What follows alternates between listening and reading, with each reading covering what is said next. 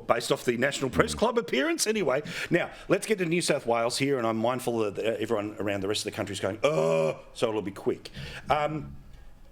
Some polling at the start of the week told us that late breakers were starting to go, and I'm talking about the Resolve poll, was starting to go the coalition's way. I think anyone who saw the People's Forum last night and is seeing the industry polling that Andrew Clennell's been talking about is that it's well and truly Labor's to lose. The question is whether it's going to be a minority or a majority.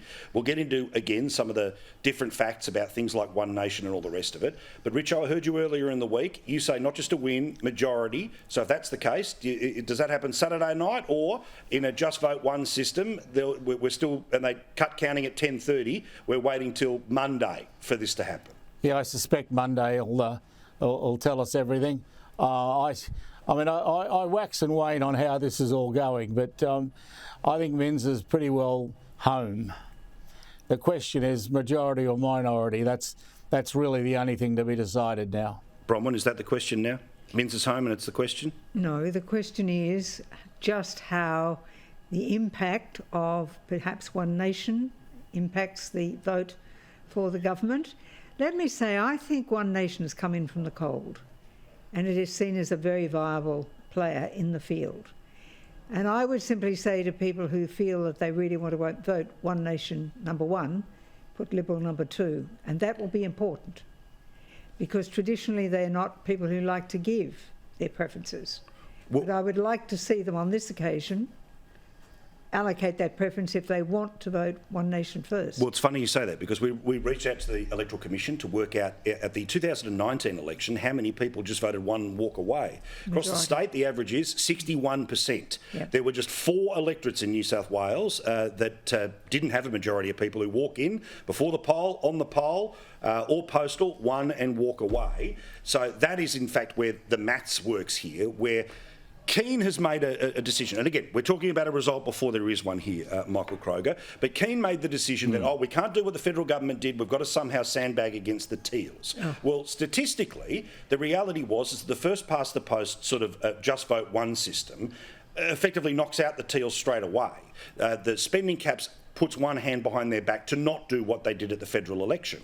Surprise, surprise, in northwestern and western Sydney and regional New South Wales, Mark Latham and One Nation running hard on things like education, as we're about to show you according to that industry polling, is seeing them high single digits or high teens or high 20s or even higher in lots of state seats around the joint.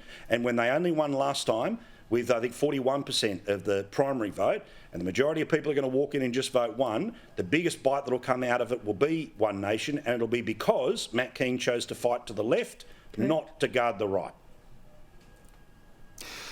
Well, mate, first thing I'd say is that I agree with Bronnie. I think Latham has legitimised One Nation in a way that Pauline couldn't because of the origins of Pauline's party, and we all know what that was. Latham is in no way associated with any issues or policies which are based on, criticising people's religious backgrounds or from whence they came. So Latham has a legitimacy and a credibility in things like education, Western Sydney, etc. We know Latham's brand. It's very strong in all of those fields, and those issues are resonating.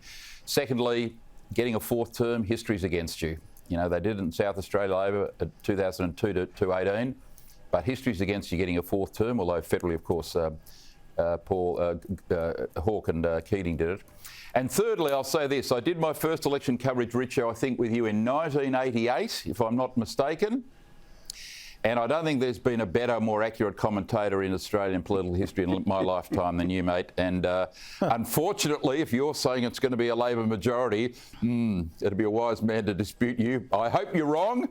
I hope Dom wins. But, mate, you've been unerringly successful and accurate for what, 34 years, mate. We are getting on. We are indeed. By the way, I do have to ask, because obviously I was enjoying, at the heights of 9, and then obviously the stuff you've done at Sky. When you two blokes would just rip in, and I mean absolutely have a Barney, was it foot rot flax where, after the fight it's just, good on you and high fives? Or was there one election night you can remember, Richo, where The stings were landing in both directions, and everyone was looking down and wasn't talking to each other. And Ray Martin sort of sitting there awkwardly in the middle, going, "Gentlemen, would you like some water?" Now, look, it's the opposite of that. I mean, Michael and I'd have to organise the fights because it'd get so boring. We'd say, well, listen, let's have a blue, and we'd work out something to fight about. That's only fair. Well, I think the first one we did, mate, was I think we did the state campaign in Victoria in 1988, and then the first federal one might have been 1990, and then we did a series after that. And mate, you'll recall that the worst thing about election night was driving home, because the owner of Channel 9 would invariably ring for an hour.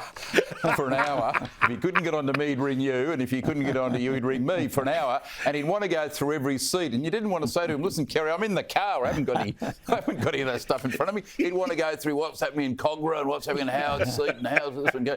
Anyway, Well, they were great days, and Channel 9 were magnificent to work for over those years. And They were. As is Sky Kerry now. Packer, boy, did he...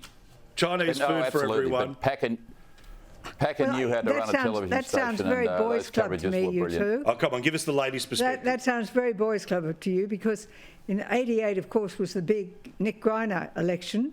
I was both party president and senator to go into that election, and we had a huge win. So I too was doing lots of commentary, but I was enjoying the night big time.